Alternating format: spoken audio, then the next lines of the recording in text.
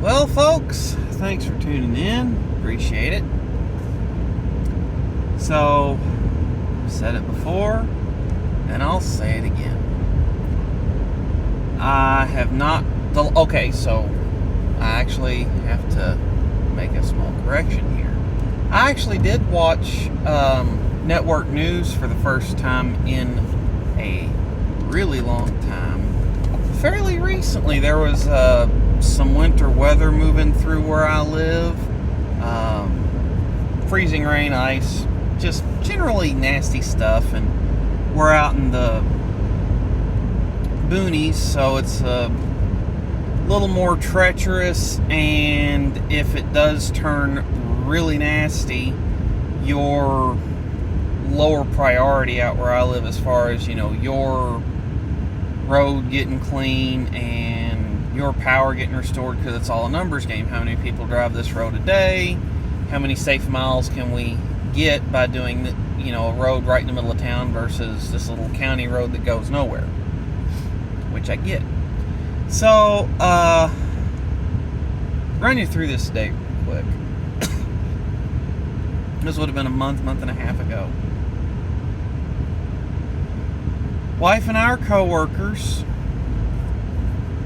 We know the weather's inbound. We know that it's going to be starting sometime late morning, early afternoon. Know that they're forecasting basically everything from snow to freezing rain and sleet. So we know that something will hit. So we take her car, 4-wheel drive. I know that does nothing for steering. It just makes it easier to get moving. You can still run one off the road. You can still fail to stop in time. Just took her car just so we could at least get moving. Show up to work. Everybody that was paying any amount of attention to the weather knew the roads were going to be getting bad. And so many people called into work in this factory that they weren't actually able to start the shift. So the night before this had happened, we were kind of trying to figure out who's going to be brave, who's going to be stupid, and whatnot. I had got the generator out of the basement and fired it up, make sure that it's good to go. Walked my mother through the generator hookup steps, isolate, flip the lockout switch on the house, and on and on and on I went. Walking her through all that, had 10-20 gallons of generator fuel ready to go, and life was pretty good, ready to go. And get home, and I wanted to watch local news just for the simple fact that I knew that they would have most likely the most accurate weather predictions for my area. And just watching the news, it drove me bananas, because it was the same thing on repeat from 5 to 5:30 to 6 to 6:30 to 7 o'clock nightly news.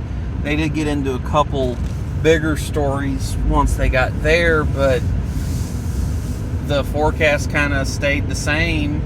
They did some very minor revisions, but it just drove me bananas listening to normal network news. And I forget I don't even remember what station it was that we watched, WHAS, WLKY, something like that.